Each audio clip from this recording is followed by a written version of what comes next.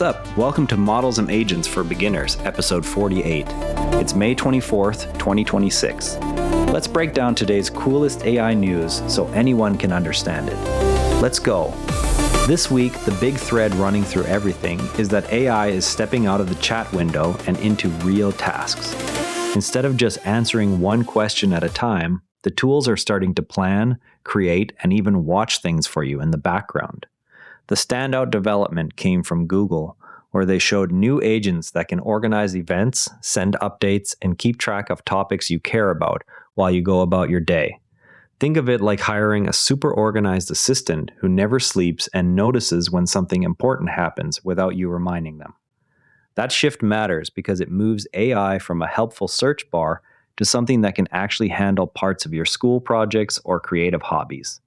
At the same time, safety improvements showed up across several tools, with models pausing more often to avoid risky suggestions. And people are already using these systems to turn simple facts into colorful images or even generate full podcast episodes on demand. The result is a week where the line between asking for help and getting work done got a little blurrier in the best way. For the deep dive, let's look at how these new AI agents actually work under the hood. Imagine you are teaching a new puppy to fetch the newspaper every morning. First, you show it the paper and reward it when it brings the right thing back.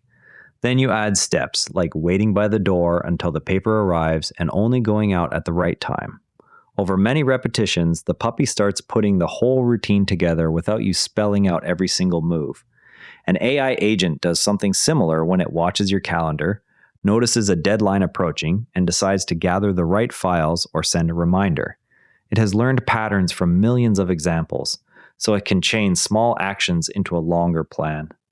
And that's basically how an agent turns a simple request into a whole sequence of helpful steps. Not so scary once you see the layers. One fun experiment this week came from people turning food facts into shareable infographics. Open ChatGPT, switch into image mode if it is available, and type something like, "Make a colorful cartoon chart explaining why bananas give quick energy." You can tweak the style until the picture feels right for a school slide or a quick social media post. It feels like having an artist on call who draws exactly what you describe without needing any drawing skills yourself. Another tool that stood out lets your smart speaker create an entire short podcast on any topic. Just name a subject you want to learn about, and the system writes a back-and-forth script and records it with different voices. Try asking it to make a 5-minute overview of how photosynthesis works. Then listen while you walk or do chores. The result gives you an audio summary you can replay, which turns a homework topic into something you can absorb on the go. A quick test worth running is typing one odd word into Google search to see how the AI overview responds. Try the word disregard and notice whether the answer stays focused on search results or drifts into a general chat style. It shows that even big tools still have small, rough edges when they try to guess what you really meant. Another small but telling detail this week is that newer chatbots are pausing more often with ethical warnings, even on ordinary creative requests.